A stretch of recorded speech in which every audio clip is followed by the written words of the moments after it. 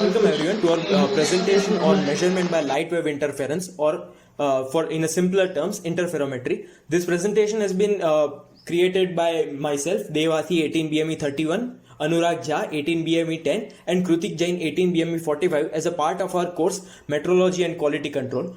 Today we will be discussing the principle of interferometry, its applications, and at the end we will also look at some different types of interferometers that are used. Before we go into depth of this topic, we need to understand some basic terms and phenomena on which this principle works. This principle works on the phenomenon of interference. The principle, which was demonstrated to us by a famous British scientist Thomas Young in 1801. Now what interference means? Interference is the merging of any two waves, or it may be more than two. Interference may occur between any two light waves, sound waves, or any wave in this world which may also be created by particles. It can occur between the waves which may have been generated from the same source, or it may have been generated through different sources. Now the interference pattern can either be constructive or it can be a destructive. The constructive pattern occurs when the amplitude of the light waves gets added, and the destructive pattern occurs when the amplitude gets subtracted. In our case, we are taking two waves which are generated from the same source. The reason is that if we take the waves which are generated from other different sources, they may have different frequencies, due to which there will be a beat formation. So to avoid it, we are taking two coherent sources. A coherent source is a source which emits the light waves or any kind of wave having same frequencies, same phase difference, or a constant phase difference. We use laser for the purpose of our coherent source. Now let us understand about fringes and its formation. So what is a fringe?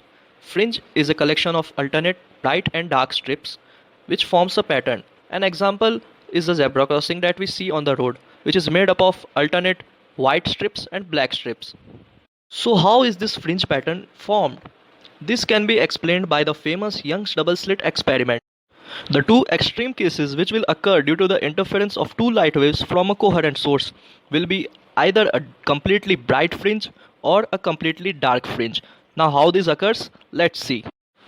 When the path difference between the two light wave will be an odd multiple of lambda by 2, where lambda stands for the wavelength of the light and lambda by 2 is half the wavelength, we will observe formation of a dark fringe. This occurs because the peak of one light source interferes with the valley of the other light source, due to which they cancel each other and a dark fringe formation occurs.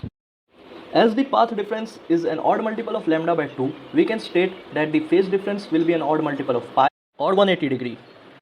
When this light source interfere in such a manner that the path difference is an even multiple of lambda, either the peak of one light source interferes with the peak of another light source, we will get a completely bright fringe. This is due to the constructive interference between the two light sources. All the other possibilities of interference lies between these two extreme cases. Those cases are not taken into the consideration.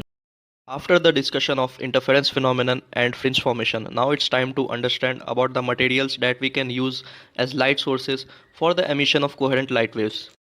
Generally, the elements that we use in interferometry are mercury, cadmium and krypton, but the problem is we cannot use them in pure form, because at the excitation at atomic level, it leads to the formation of isotopes, due to which light waves of multiple wavelengths are emitted.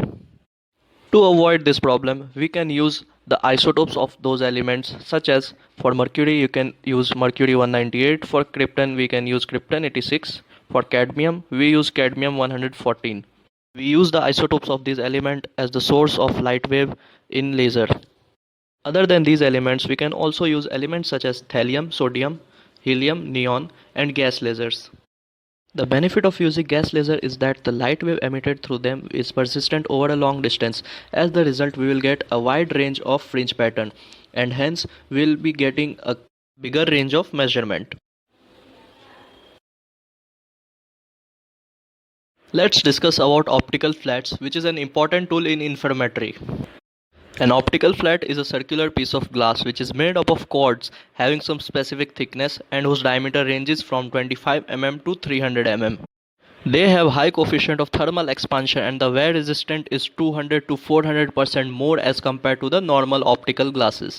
They are being taken into use for inspection purposes by detecting the inclination of surface with respect to the horizontal. They are available in two types. Type A consists of only single flat face. The type B consists of both the surface flat and parallel to each other. Type A is used in detecting the flatness of the tool such as measuring tables, slip gauges and flats.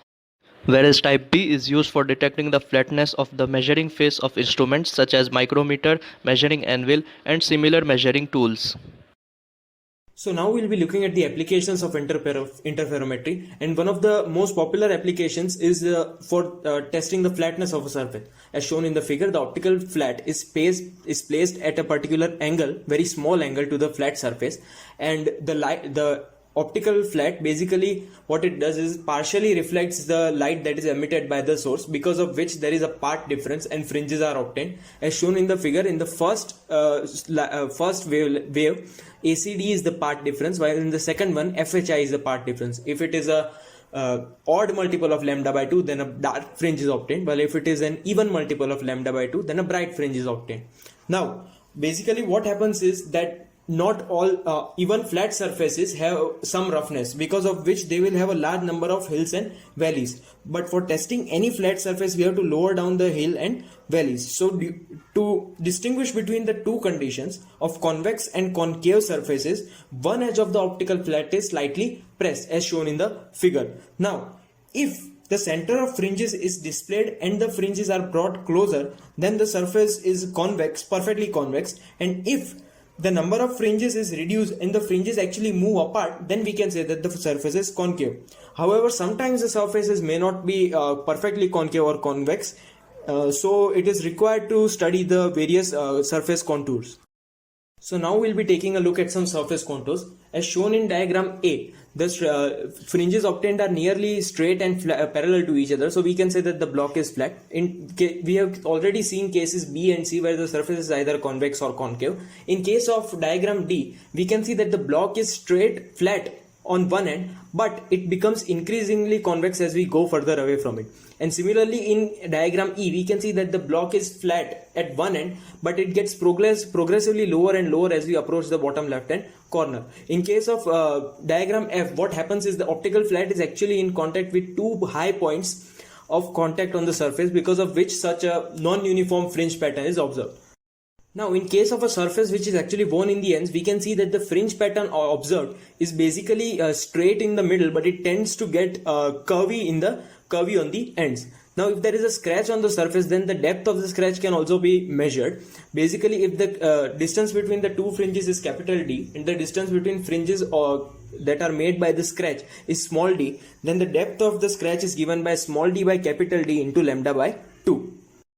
Another application of interferometry is for checking the height of gauge blocks. As shown in the figure, A is the reference gauge block, while B is the gauge block whose height is to be tested. The distance between them, capital L, is measured precisely, and then an optical flat is placed on them. Now we have to make sure that the optical flat is actually parallel to both surfaces. This can be done by observing the fringe patterns that are on both the blocks. When the block is actually parallel to both the surfaces, the case that is shown in the middle here can be seen, where the fringe patterns will be almost same to each other. Now we have to view the fringe pattern on the reference gauge block. If the number of fringes on the reference gauge block is n in a width of L units, then the difference in the height of gauge block is given by the wavelength of light into capital L, distance between two gauge blocks, into capital N, which is number of fringes, upon 2 into small l, which is the width in which the fringe is observed. Now we will talk about what interferometers actually are. Interferometers are basically optical instruments which incorporate the extension of the application of optical flats. They overcome some of the disadvantage of the optical flats by using a refined arrangement. In interferometers, the lay of the optical flat can be controlled and the fringes can be actually oriented to our best advantage. Also, there is an arrangement to view the fringes directly from the top and above the fringes, thus avoiding any distortion due to incorrect viewing. Now we will discuss the types of interferometers. Michelson interferometer. Now this interferometer is one of the oldest type of interferometer which has undergone several modifications over the years. Using this interferometer, Michelson was able to establish an exact relationship between meter and broad wavelengths of cadmium lamp. As you can see in the figure, it consists of three important construction detail parts. First is the mirror. Two mirrors are used, in which one mirror is going to be fixed and while the other mirror is movable. Second is the beam splitter. Beam splitter is used to split the light source into two equal rays having equal intensity. Compensator. Compensator is used not for producing any fringes, but it is used when a white light is used as a source so that the wavelength over the path remains same. Now the modification, the Michelson interferometer, for getting good results, accurate and precise results. Laser, instead of using a monochromatic light source, we can use laser as a light source, so there will be no need of any compensator. Instead of mirrors, we can use cube corner reflectors, and photocells can be used for better observation of fringes. Working of Michelson interferometer. Incoming light is split into two paths by a beam splitter. The relative phases of the waves depend on the length of their respective paths. For certain path lengths, the waves are in phase when recombine and constructively interfere. When one of the paths is shortened by a distance of 1/4 of the wavelength, then the relative phase between the waves differs by pi. The waves destructively interfere. Now the mirror is moved until the original interference pattern appears again. The distance the path is shortened corresponds to half of the wavelength. Hence, the pattern is repeated after moving the mirror by half of the wavelength, that is λ/2 distance. Laser interferometer. Laser, as we all know, it is highly monochromatic, which will help us to form accurate, sharp and precise fringes. It gives accurate results even when the path difference is very large. Thus, it will enable the measurement to be made over a long distance. Laser interferometer uses the principle of optical techniques and digital electronics. They are used to calibrate precision machines. They were also used in detection of gravitational waves at LIGO, Washington. Laser interferometer consists of two Zeeman frequency lasers, cube corner reflectors, amplifier and pulse converters. With the help of amplifier and pulse converter, the fringes are obtained.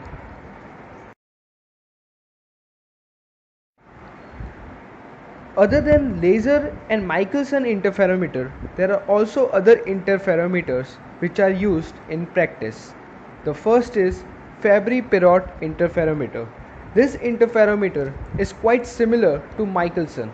It uses two optical flats known as etalons. Second is NPL flatness interferometer. It was developed by National Physics Laboratory and it is used for checking flatness. Peter NPL gauge interferometer. It is used for determining absolute dimensions of gauge. Since the working is based on 3 to 4 different wavelengths, we cannot use laser as a light source. In this presentation, we have studied the principle of measurement of light wave interference. The application of interferometry in flatness testing and gauge length testing has also been studied. We have also briefly looked upon different types of interferometers. I humbly thank you a lot for listening.